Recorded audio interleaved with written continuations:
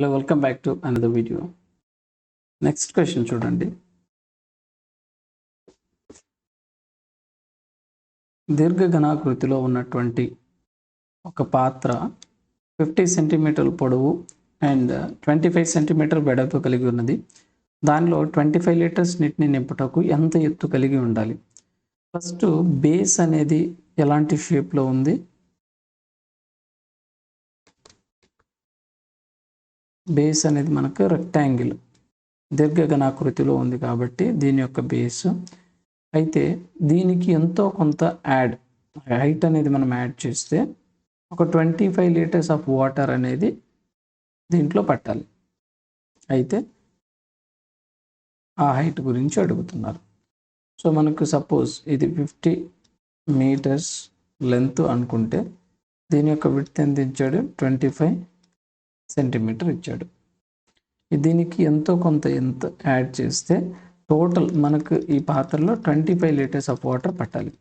ఈ ప్రాబ్లంకి మనకు ఖచ్చితంగా ఫస్ట్ లీటర్కి అండ్ సెంటీమీటర్స్కి ఉన్న రిలేషన్ తెలియకపోతే ప్రాబ్లం చేయలేం. 1 litre is equal to 1000 centimetre cube. ఇది ఎలా వచ్చిందంటే ఒక 10 సెంటీమీటర్ మన స్కేల్ 30 సెంటీమీటర్ స్కేల్ తెలుసు కదా, దాంట్లో 1/3 పార్ట్ 1/3 తీసుకుంటే ఆ లెంత్ బ్రెడ్త్ హైటు అంటే క్యూబ్ కాబట్టి అన్ని వైపులా సమానంగా ఉంటుంది. 10 సెంటీమీటర్స్ కనుక ఒక్కొక్క సైడ్ తీసుకుంటే ఈ టోటల్ ఎంతైతే మనకు బాక్స్ ఫామ్ అవుతుందో దీంట్లో 1 లీటర్ మాత్రం మనము 1 లీటర్ పాలు కానీ వాటర్ కానీ ఏదైనా మనము దీంట్లో పోయగలం. సో ఇటు 10 సెంటీమీటర్ అండ్ హైట్ కూడా 10 సెంటీమీటర్ ఉండడం వల్ల దీని యొక్క ఘన పరిమాణము వాల్యూమ్ మనకు 10 × 10 × 10 1000 సెంటీమీటర్స్లో ఉన్నాయి కాబట్టి సెంటీమీటర్ క్యూబ్ అవుతుంది. సో ఇది తెలిస్తేనే మన ఈ ప్రాబ్లమ్ని చేయగలం. ఇక్కడ చూడండి, మనకు హైట్ అయితే అన్నోను. దీని యొక్క వాల్యూమ్ తీసుకుందాం. ఫస్ట్ దీని యొక్క ఘన పరిమాణం 50 × 25 మనకి ఎంత ఎత్తు ఉండాలి అనేది తెలియదు కాబట్టి ఆ హెచ్ అలానే రాసేస్తున్నాను. బట్ ఎన్ని లీటర్లు పట్టాలన్నారు టోటల్గా పాత్రలో? 25 లీటర్ల నీటిని నింపడానికి.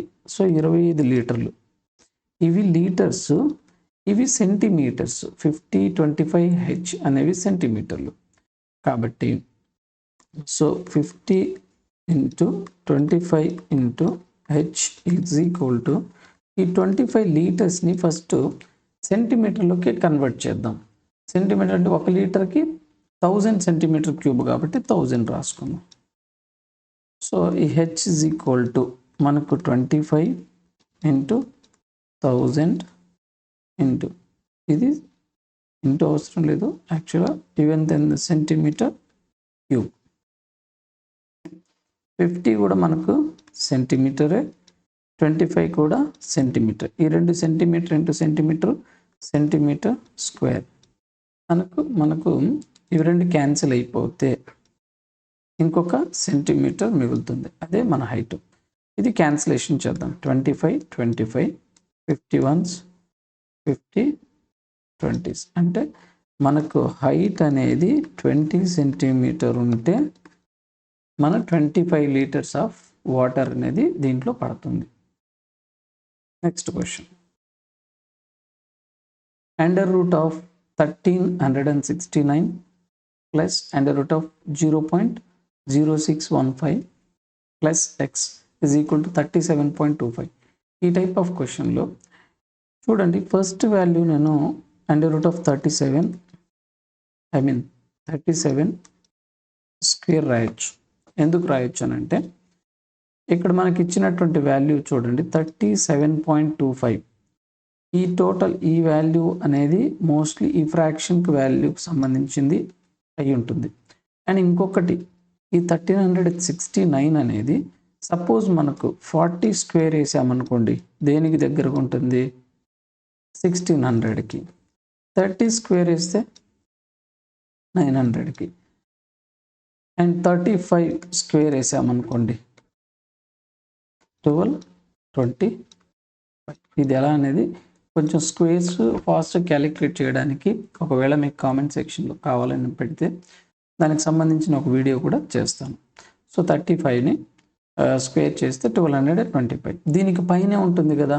అండ్ మనకు లాస్ట్ ప్లేస్ చూస్తే ఇక్కడ 9తో ఎండ్ అవుతుంది. 35 ఆల్రెడీ క్రాస్ అయిపోయింది. 9తో వచ్చే పాసిబిలిటీ ఎక్కడైనా ఉందంటే 37 దగ్గరే. సో 37 స్క్వేర్ అని దీన్ని రాయొచ్చు. అండ్ రిమైనింగ్ వాల్యూ మొత్తం అండ్ రూట్ ఆఫ్ ఏదైతే ఉందో మనకు 0.0615 ప్లస్ ఎక్స్, ఈ టోటల్ అనేది మనకు 37.25కి ఈక్వల్. ఇప్పుడు మనకి దీని వాల్యూ స్క్వేర్ ఇది క్యాన్సిల్ అయిపోతే under root of 0.0615 plus X is equal to 37.25 minus ఈ 37 ఇటు వచ్చేస్తే మనకు వచ్చే వాల్యూ 0.25. ఇప్పుడు 0.0615 ప్లస్ ఎక్స్ అలానే ఉంచుదాం. ఈ అండర్ రూట్ ఈ సైడ్ వస్తే స్క్వేర్ అవుతుంది కాబట్టి 25 స్క్వేర్ అంటే 625 అని తెలుసు నాకు. కానీ ఇక్కడ 2 పాయింట్స్ ఉన్నది 2 టైమ్స్ అవుతుంది కాబట్టి 0.0625. ఇప్పుడు మనకి ఎక్స్ వాల్యూ కావాలి కాబట్టి 0.0625 మైనస్ 0.0615. చూడండి ఎక్స్ వాల్యూ 0.0010. దీన్ని రాస్తాం 1/1000 రాయొచ్చు, అంటే 10⁻³ ఈ విధంగా చేయాలి. దీనికి మనకు ఆల్టర్నేట్ అప్రోచ్ ఉండదు. బట్ సింపుల్గా మనకి ఇచ్చినటువంటి ఆన్సర్ చూడండి, ఇక్కడ ఉన్న వాల్యూ ఏదైతే ఉంటుందో మోస్ట్లీ ఇదే ఇక్కడ మనకు వస్తుంది. అంటే దీన్ని బట్టి చేయొచ్చు. Next question, under root of 3n = 729 అయితే దాని యొక్క 2n వాల్యూ కనుక్కోమన్నారు. ఫస్ట్ మనకి n వాల్యూ తెలిస్తేనే 2n వాల్యూ మనం కనుక్కోగలం. సో ఇక్కడ చూడండి, అండర్ రూట్ అంటే అర్థం ఏంది? ఇప్పుడు అండర్ రూట్ ఎక్స్ అనుకున్నాం అనుకోండి, ఎక్స్ పవర్ దీన్ని మనము 1/2 అని రాస్తాం. సో 1/2 అని. ఒకవేళ క్యూబ్త్ రూట్ ఆఫ్ ఎక్స్ రాసామనుకోండి, దీని అర్థము ఎక్స్ పవర్ 1/3 అని. సో ఆ ప్రకారంగా మనకు ఆల్రెడీ ఇక్కడ ఇచ్చిన వాల్యూలో 3n ఉంది. 3n ఉంది, దీంతో పాటు స్క్వేర్ రూట్ ఉందన్నమాట. సో దీన్ని మనం ఎక్స్పాండ్ చేస్తే 3n whole to the power of 1/2 ఇక్కడ ఇజ్ ఈక్వల్ టు 3n/2 అవుతుంది. అవునా? సో ఇది అయితే ఇక్కడ ఒక చిన్న క్లారిఫికేషన్ ఇవ్వాలి. ఇది జస్ట్ అవుట్ ఆఫ్ చూడండి ఒకసారి. 3n వేరు, 3n/1/2 వేరు. దీని అర్థం ఒకవేళ 1/2 కాదు, ఫర్ ఎగ్జాంపుల్ వేరే వాల్యూ తీసుకోండి, 3 ఇది వేరు, 3n నుండి ఇలా బ్రాకెట్స్ ఉండి స్క్వేర్ ఉండడం వేరు. దీనికి డిఫరెన్స్ ఏంటంటే, సపోజ్ ఇది n స్క్వేర్ ఉందంటే ఇక్కడ సపోజ్ 3n ప్లేస్లో ఇంకా 2 ఉంటే 2 స్క్వేర్, అంటే ఇక్కడ టోటల్ వాల్యూ మనకు 2 స్క్వేర్ కాదు, పెద్దది తీసుకుందాం.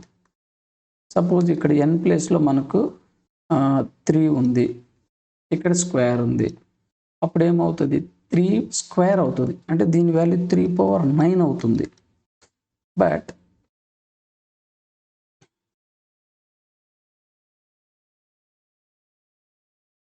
బట్ ఇక్కడ చూడండి,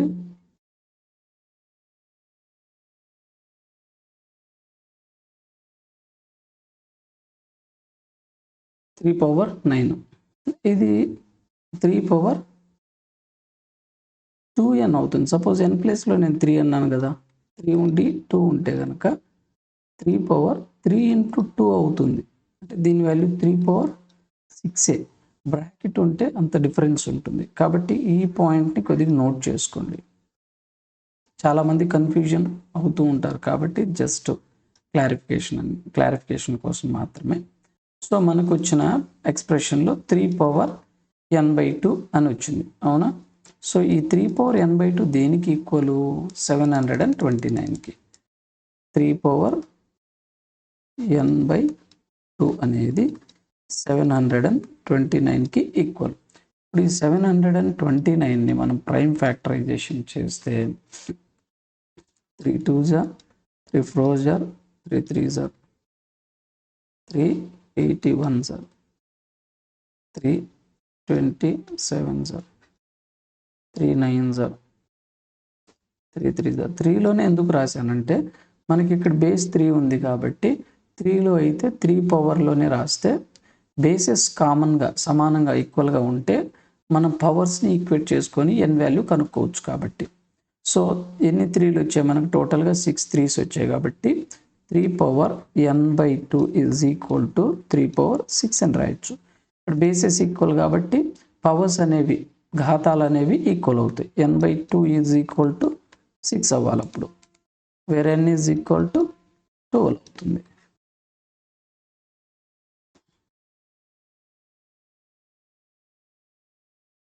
అవుతుంది. సో ఈ విధంగా చేయాలి. 2n వాల్యూ n వాల్యూ కాదు అడిగింది. సో n మనకు 12 వచ్చింది కాబట్టి 2n వాల్యూ వచ్చేసి 24 ఆన్సర్. నెక్స్ట్ క్వశ్చన్ చూడండి.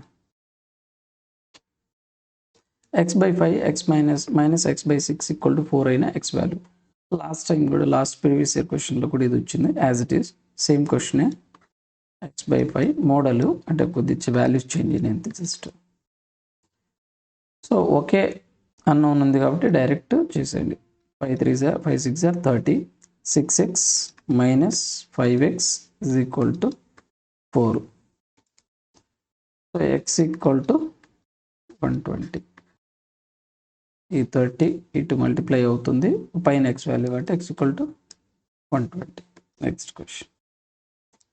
సేమ్ ఈ క్వశ్చన్ కూడా ఇదే మోడల్, సేమ్ మోడల్, వేరే ప్రీవియస్ ఇయర్ క్వశ్చన్స్లో కూడా వచ్చింది. చూడండి. 4 × a + b² - 9 × a - b².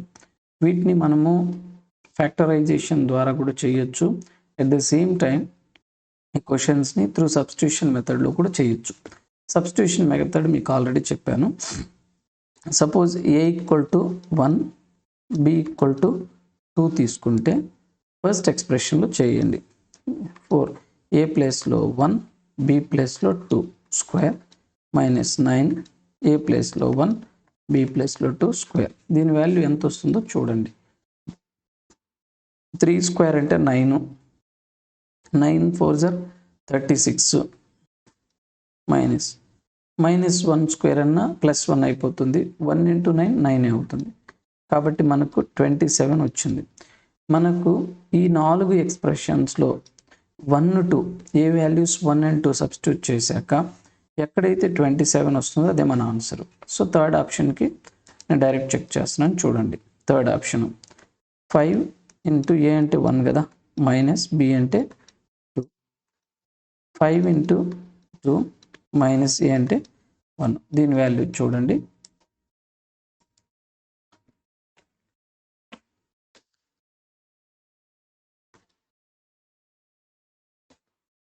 5 1s 5 - 2 3 × 10 5 2s 10 - 1 9. So 27 వచ్చింది కదా. సో ఇదే మన ఆన్సర్. మీకు నార్మల్ అప్రోచ్ కావాలంటే కామెంట్ సెక్షన్లో పెట్టండి. ట్రెడిషనల్ అప్రోచ్ కూడా ఒకటి జస్ట్ పంపిస్తాను. Next question. మొదటి 99 సహజ సంఖ్యల సగటు కనుక్కోండి. ఇది కూడా చూడండి. లాస్ట్ టైం కూడా ఒక క్వశ్చన్ ఇచ్చారు. దాంట్లో కూడా మనకు ప్రీవియస్ ఇయర్ క్వశ్చన్లో ఒక 10 నెంబర్స్ ఇచ్చారు కాబట్టి మనం ఈజీగా ఆ నెంబర్స్ని చేయగలిగాం. బట్ ఇప్పుడు 99 నెంబర్స్ ఉన్నప్పుడు చేయడానికి ఇబ్బంది అవుతుందని చెప్పాను. అప్పుడు ఒక ప్రొసీజర్ చెప్పాను. ఫస్ట్ టర్మ్ లాస్ట్ టర్మ్ యొక్క సమ్ తీసుకొని ఆ రెండింటి యొక్క యావరేజ్ తీసుకుంటే కంప్లీట్ సిరీస్ యొక్క యావరేజ్ మనకు వచ్చేస్తుంది. లేదంటే మిడిల్ 2 టర్మ్స్ యొక్క యావరేజ్. బట్ మిడిల్ 2 టర్మ్స్ రాయాలంటే కొద్దిగా మనకు కష్టం అవుతుంది కాబట్టి ఫస్ట్ లాస్ట్ ఎలాగో కనబడుతుంది కాబట్టి మొదటి 99 సహజ సంఖ్యల అన్నారు కాబట్టి ఫస్ట్ది 1 అని తెలుసు అండ్ లాస్ట్ది 99 అని తెలుసు. ఈ రెండింటి యొక్క యావరేజ్ 50 కాబట్టి 50 ఆన్సర్. ఒకవేళ మొదటి 99 సంఖ్యల మొత్తం అని అడిగితే ఈ 50 ఇంటూ 99 నెంబర్లు ఉంటుంది కాబట్టి ఇంటూ 99 యాడ్ చేసుకుంటే సరిపోతుంది. Next question.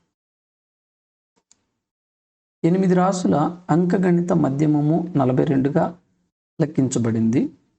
కానీ అట్లు లెక్కించటలో 67ను 27గా పొరపాటున తీసుకున్నారు. అయినా సరైన అంకగణిత మధ్యమం లెక్కించండి.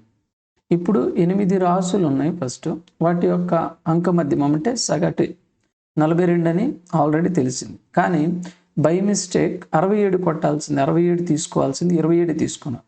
అంటే 40 అనేది లెస్ తీసుకున్నారు. ఈ 67 తీసుకోవాలి ఒరిజినల్గా, కానీ ఎంత తీసుకున్నారు? 27 తీసుకున్నారు రాంగ్గా. ఈ రెండింటి యొక్క డిఫరెన్స్ ఎంత? మనకు 40 ఉంది. సో ఈ 40ని మనం డైరెక్ట్గా కనుక యాడ్ చేయగలిగితే యావరేజ్ కిందకి, ఈ 40 అనేది టోటల్ ఎన్ని టర్మ్స్ ఉన్నాయి? మనకు 8 టర్మ్స్ కాబట్టి 8 టర్మ్స్ మీద ఈ 40 డిఫరెన్స్ షేర్ అవుతుంది కాబట్టి 5. ఈచ్ నెంబర్ మీద 5 హైక్ అవుతుంది. ఎందుకంటే మనం తీసుకుంది 27, కానీ యాక్చువల్గా తీసుకోవాల్సింది 67. 40 లెస్ తీసుకున్నాం. ఆ 40 డైరెక్ట్గా యాడ్ చేయకూడదు. 8 నెంబర్స్ ఉన్నాయి కాబట్టి 8 నెంబర్స్ మీద షేర్ అవుతుంది, అప్పుడే యావరేజ్ అవుతుంది. కాబట్టి 40/8 5 కాబట్టి ఈ 5 మనం ఆల్రెడీ ఉన్న 42 ఒరిజినల్గా ఇప్పుడు ఫస్ట్ రాంగ్గా తీసుకున్నప్పుడు వచ్చినటువంటి యావరేజ్కి ఇప్పుడు అడిషనల్గా 5 యాడ్ చేస్తే సరిపోతుంది. దట్ ఈస్ 47 అనేది కరెక్ట్ యావరేజ్. Next question. 9 వేర్వేరు రాసుల మధ్యగతము 25. అందుగల 4 మిక్కిలి పెద్ద సంఖ్యలకు ప్రతి రాశికి 2 కలుపగా వచ్చు కొత్త రాసుల మధ్యగతం కనుగొనండి. 9 వేర్వేరు రాసుల మధ్యగతం. మధ్యగతం అంటే నేను చెప్పాను కాన్సెప్ట్. ఏదైనా ఒక నెంబర్ ఆఫ్ ఒక 10 నెంబర్లు 5 నెంబర్లు అలా ఇచ్చినప్పుడు వాటిని అసెండింగ్ ఆర్ డిసెండింగ్ ఆర్డర్లో రాసిన తర్వాత మిడిల్ టర్మ్, ఒకవేళ మనకు నెంబర్ ఆఫ్ టర్మ్స్ అనేవి ఈవెన్ నెంబర్లో ఉంటే మిడిల్ 2 టర్మ్స్ యొక్క యావరేజ్ తీసుకుంటాం. లేదు ఒకవేళ మనకు ఆడ్ నెంబర్ ఆఫ్ టర్మ్స్ వస్తే కనుక స్ట్రైట్ అవే మిడిల్ నెంబరే మనకు మధ్యగతం అవుతుంది. ఇక్కడ 9 వేర్వేరు రాసులు అన్నారు. 9 అనేది బేసి సంఖ్య కదా, కాబట్టి మనకు మధ్యగతము ఇటు 4 నెంబర్స్ అండ్ ఇటు 4 నెంబర్స్ ఉంటాయి. సెంటర్లో ఒక నెంబర్ ఉంటుంది. ఇదే మన మధ్యగతం. మధ్యగతం ఎంత ఇచ్చాడు? 25. ఇప్పుడు ఏమంటున్నారు? పెద్ద 4 సంఖ్యలు, ఇక్కడున్న 4 సంఖ్యలకి ఇటు సైడు ఇప్పుడు సపోజ్ అసెండింగ్లో రాసామనుకుంటే చిన్న నుంచి పెద్దకి వెళ్ళాం కాబట్టి ఈ 4 నెంబర్లకి 2 కలుపుకుంటూ వెళ్ళారు. 2 కలుపుకుంటూ వెళ్ళిన తర్వాత మధ్యగతంలో మార్పు ఉంటుందా అంటే ఉండదు. ఎందుకంటే మనము ఇది ఆల్రెడీ ఆరోహణ క్రమంలో రాసుకున్నాం. మరలా రాసినా కానీ 2 కలిపిన ఈ పెద్ద నెంబర్లకే కలిపారు కాబట్టి అదే ఆరోహణ క్రమం వస్తుంది. కాబట్టి మధ్యగతంలో ఎలాంటి మార్పు ఉండదు. ఒకవేళ సగటు అడిగితే మాత్రం ఖచ్చితంగా చేంజ్ అవుతుంది. ఇక్కడ ఈ క్వశ్చన్లో ఎలాంటి మార్పు ఉండదు. నెక్స్ట్, ఒక ట్రయాంగిల్ ఏబిసిలో యాంగిల్ ఏ అనేది 3 times of B, angle B. Angle C అనేది 5 టైమ్స్ ఆఫ్ యాంగిల్ బి అయినా ట్రయాంగిల్లో పెద్ద కోణం ఏది అని అన్నారు. సో ఇలా ఇచ్చినప్పుడు సింపుల్గా మనకు కామన్గా ఉన్న నెంబర్ని ఇలా ఒక అప్రోచ్ చెప్తాను చూడండి. ఫస్ట్ a/b అని రాసామనుకోండి, ఫస్ట్ ఈక్వేషన్ నుంచి మనకు 3/1 వస్తుంది. అంతేనా? దీన్నే మనం ఏం రాస్తాం? a/b = 3:1 రాసుకోవచ్చు. నెక్స్ట్ ఈక్వేషన్ చూడండి, c/b. ఇది 5/1 = c/b, 5:1 అని. ఇప్పుడు ఏం చేస్తారంటే a/b = 3:1 ఉంది. ఇక్కడ b రాసుకోండి, b/c = ఇక్కడ ఇంటర్చేంజ్ చేసాం కదా మనం సిబిల్ని, కాబట్టి ఇక్కడ కూడా 1:5. ఇక్కడ 1 ఇక్కడ 1 కరెక్ట్గా ఉంది కాబట్టి A:B:C is equal to 3:1:5 direct రాసుకోవచ్చు. ఒకవేళ ఇక్కడ మనకు వేరే నెంబర్, ఇక్కడ ఒక వేరే నెంబర్ ఉంటే ఇక్కడ ఉన్న నెంబర్ని దీంతో మల్టిప్లై చేసి దీంతో మల్టిప్లై చేయాలి. అలాగే ఇక్కడ ఉన్న నెంబర్ ఏదైతే ఉందో ఈ నెంబర్ని తీసుకొచ్చి ఈ రెండింటిని మల్టిప్లై చేస్తే ఇక్కడ ఈ రెండు ప్లేసులు కామన్గా వచ్చిన తర్వాత మనం డైరెక్ట్ A:B:C రాసేయచ్చు. ఇది అర్థం కాకపోతే కామెంట్ సెక్షన్లో పెట్టండి, చిన్న షార్ట్ వీడియో చేయడమో లేదంటే ఎక్స్ప్లెనేషన్ ఇవ్వడమో చేస్తాను. సో 3:1:5 రేషియోలో ఉన్నాయి. అయితే పెద్ద కోణం ఏది? సి. ఎంత అని అంటే మనకు టోటల్గా రేషియో ఇచ్చాడు కాబట్టి 3x 1x 5x టోటల్ ఎంత? 9x అవుతుంది. ఈజ్ ఈక్వల్ టు మనకు ట్రయాంగిల్ 180 డిగ్రీ, ఎక్స్ అనేది 20 డిగ్రీ అవుతుంది. పెద్ద కోణం 5 కాబట్టి 5 × 20 that is equal to 100 degree. Last question చూడండి. ట్రయాంగిల్ ఏబిసిలో సి వద్ద లంబకోణం కలదు.